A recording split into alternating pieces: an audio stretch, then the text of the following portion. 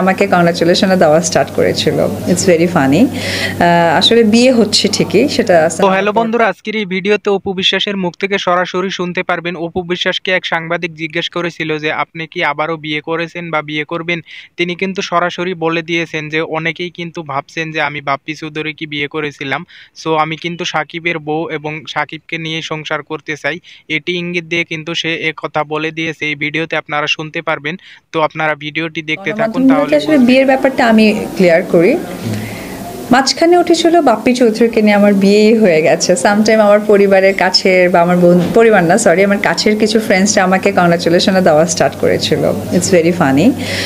আসলে বিয়ে হচ্ছে ঠিকই, সেটা আসলে আমার পর্দায়, বিকজ বিয়ের ব্যাপারটা হচ্ছে, দেখেন, আমি যেটা মনে করি, আমি খুব ছোট বয়সে বিয়ে করেছি, খুব ছোট বয়সে বাচ্চাও নিয়ে নিয়েছি।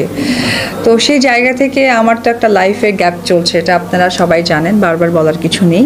সেই জায়গা থেকে যেহেতু আমার ফ্যামিলি আছে, আমারও একটা লাইফ আছে, সেই জায়গা থেকে তারা চিন্তা করছে।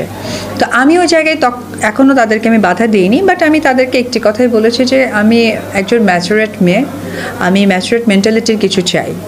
সো সেই জায়গা থেকে আমি ভুল করেছি, এখন তাদের ডিসিশন যে আমি ইন ফিউচার লাইফ তো আমার ভালো থাকতে হবে, একটা সেটেল লাইফ দরকার, দ্যাটস ওয়াই এই ধরনের কথা হচ্ছে। বাট এটা শিওর যে ইন ফিউচার তো বিয়ে করতেই হবে ভাইয়া, বিকজ বাংলাদেশ যে সোসাইটি, এই সোসাইটিতে একটা সিঙ্গেল মেয়ে কখনো গুড লাইফ লিড করতে পারে না।